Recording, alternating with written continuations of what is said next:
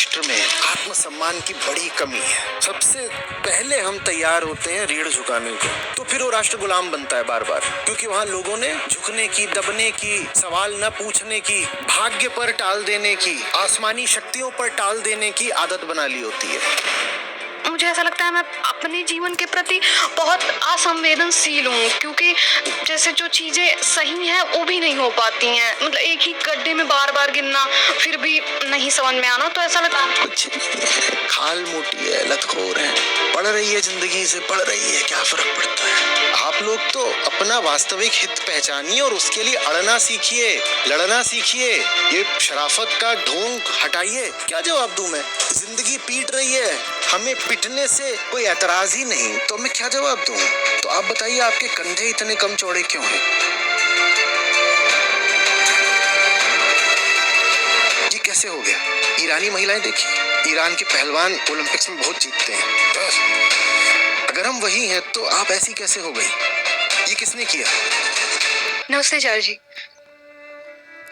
मेरा प्रश्न ये है, मेरा नाम निकिता है। मेरा प्रश्न ये है कि जैसे जब तक कुछ कामों के लिए जब तक बाहर से कोई प्रभाव ना डाला जाए, वो काम हो नहीं पाते। जैसे कि मतलब पढ़ाई एक है, पर साथ ही साथ कुछ काम ऐसे भी हैं जिनके लिए कोई प्रभाव की जरूरत नहीं पड़ती, आलस इत्यादि के लिए। तो इसको जब मैं देखती हूँ तो मुझे ऐसा लगता है कि स्वयं से या जीवन से मतलब जरा सा भी प्रेम नहीं है, ये समस्या है।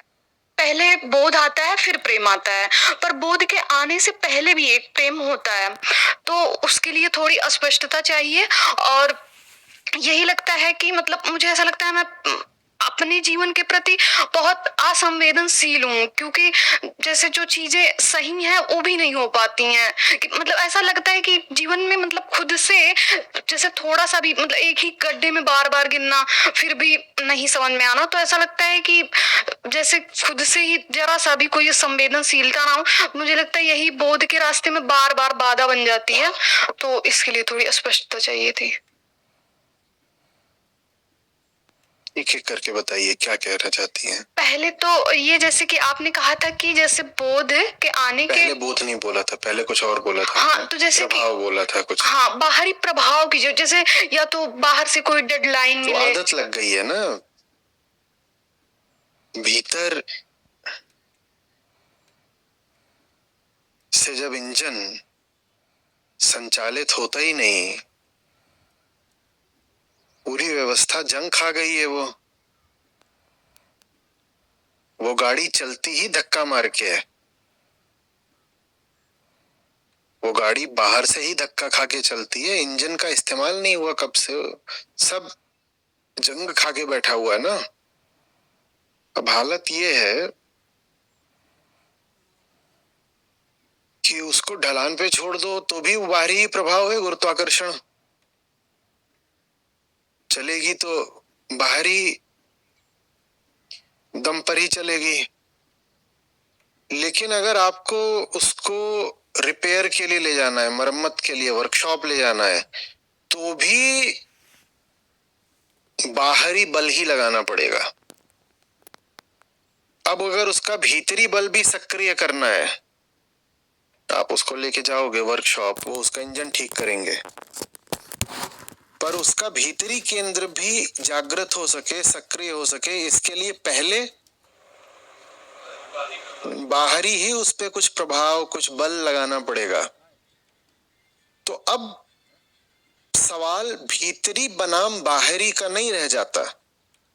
जब बाहरी धक्कों से, प्रभावों से ही चलने की आदत पड़ जाती है, तो फिर सवाल ये नहीं रह जाता कि जो ऊर्जा मुझे संचालित कर रही है वो भीतरी है या बाहरी। अब निश्चित हो जाता है कि होगी तो बाहरी ही। सवाल दूसरा हो जाता है, हालांकि सवाल अभी बहुत सार्थक है। अब सवाल ये हो जाता है कि जो बाहरी ताकत है आपको जो धक्का दे रही है, वो आपको गड्ढे की ओर ले जा रही है, वर्कशॉप की ओर। अब ये सवाल है, क्योंकि बाहर से भी आपको दोनों दिशाओं में ले जाया जा सकता है। भीतर से तो पक्का ही है कि कोई सार्थक दिशा को ही जाओगे, वो तो भीतर की बात हो गई, जो भीतर से जागृत हो गया। उससे तो अब पूछने की भी जरूरत नहीं कि दिशा क्या तेरी, वो सब जानता है अपनी दिशा, वो भीतर से चल रहा है। पर भीतर से तो हमारा चलने का कब का अभ्यास छूट गया, हमने तो दूसरी चीज में बिल्कुल प्रवीणता ले ली है ना। तो अब सवाल ये होना चाहिए कि बाहर से जो आ रहा है उसमें विवेक कैसे लगाएं, कैसे चुने कि कौन हमें हाथ लगाएगा, हम किसकी संगत में जाएंगे, किसको अपने कान देंगे, किसको अपना ध्यान देंगे। अब ये हो जाता है प्रश्न। ठीक है, बाहरी तो है, अब खेल है तो है, क्या कर सकते हैं, इतनी उम्र हो गई अभी तक। भीतर की ओर देखोगे तो घुप अंधेरा दिखाई देगा, वहां कोई अब प्रकाश दिखाई नहीं देगा कि उससे दिशा मिले। अब स्वयं से पूछोगे क्या करें, तो वहां भी दूसरों की आवाजें ही सुनाई देंगी कि मैं सोचने बैठी इस दिशा में, इस स्थिति में क्या करना चाहिए। तो मुझे लगा मम्मी ने ये बोला है, बुआ ने ये बोला है, ताऊ ने ये बोला है, अध्यापकों ने ये बोला है, दोस्तों ने ये बोला है। यही भीतर भी घुस गए हैं सब बाहर वाले, तो भीतर जैसा भी कुछ बचा नहीं है। भीतर जो है होगा कोई छोटा सा ऐसे टिमटिमाता दिया, और उसके ऊपर परत दर परत अंधेरे चढ़कर बैठ गए हैं, तो भीतर अब कुछ आपको दिखाई नहीं देगा। तो बाहर की ओर ही थोड़ा विवेक रख लो कि किसको हम अपने पास आने दे रहे हैं। वो बहुत बड़ी बात है, वो सब कुछ है, सब कुछ है, सब कुछ जो चलता है ना, बिनु सत्संग विवेक ना हुई, वो बात ठीक है। वो विवेक अंततः अपनी बात होती है, आत्मिक बात होती है, पर उसको जागृत करने के लिए भी सत्संग चाहिए। सत्संग माने ये नहीं कि बाबा जी के आगे बैठ के पालथी मार के, वो नहीं सत्संग होता। सत्संग तो प्रतिपल की बात है, लगातार जीवन में किसको संगति दे रहे हो, टीवी में भी क्या देख रहे हो, वो भी सत्संग है। किस जगह जा रहे हो, कहाँ बैठ रहे हो, चाय कॉफी कहाँ पी रहे हो, ये भी सत्संग है। कपड़े खरीदना, किसको नंबर लगा रहे हो फोन पर, ये भी सत्संग है। ये सब सत्संग की ही बात है।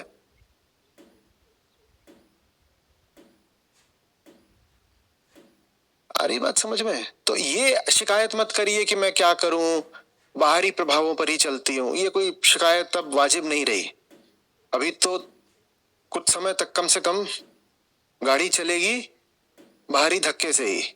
सवाल ये होना चाहिए कि धक्का देके उसको वर्कशॉप की ओर लाया जा रहा है या गड्ढे की ओर लाया जा रहा है। वर्कशॉप की ओर लाया जा रहा है तो सत्संगति है, वर्कशॉप की ओर लाया जा रहा है तो इसका मतलब ये है कि धीरे धीरे अब धक्के की जरूरत कम होती जाएगी, अपना ही इंजन ऑन होता जाएगा।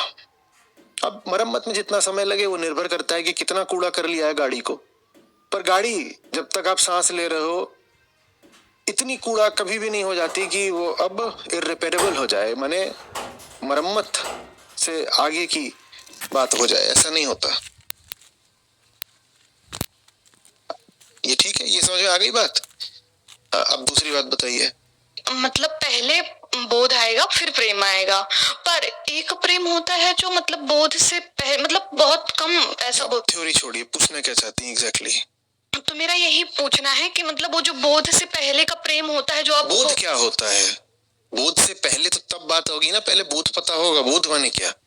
मतलब जैसे कि सही काम की ओर ले जाना, मतलब सही काम। हाँ तो वो पूछो ना, सही काम क्या? हाँ तो सही काम करने के लिए जो मतलब कैसे मतलब प्रेम आए, मतलब पहले की मतलब करना है, अपने लिए अच्छा है तो इसको करना है। अपने लिए बुरा क्या है ये देखना होता है। अपने लिए अच्छा क्या है, ये इतनी अकल होती तो वही ना कर रहे होते। जो अच्छा है उसको तो पता नहीं कहाँ फेंका है, बहुत दूर कर दिया, और अच्छे का तमगा किस पर लगा दिया है। जो ऐसे ही है उसको पकड़ के बैठे हैं, उसी को बोल रहे हैं यही तो अच्छा है, यही तो अच्छा है, यही तो अच्छा है। जो पकड़ कर बैठे हो, शुरुआत हमेशा उससे की जानी चाहिए। टर्मिनोलॉजी में मत फंसो। बोध, प्रेम, ज्ञान बड़ी खतरनाक बात होती है, क्योंकि उसमें एब्स्ट्रैक्शंस होते हैं बहुत सारे। एब्स्ट्रैक्शन माने हुई कुछ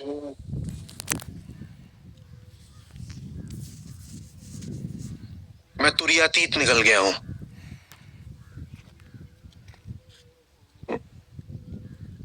बहुत हुआ है ऐसों से, मैं एकदम ऐसा, इसको तुरई दो मुंह में और बाहर करो।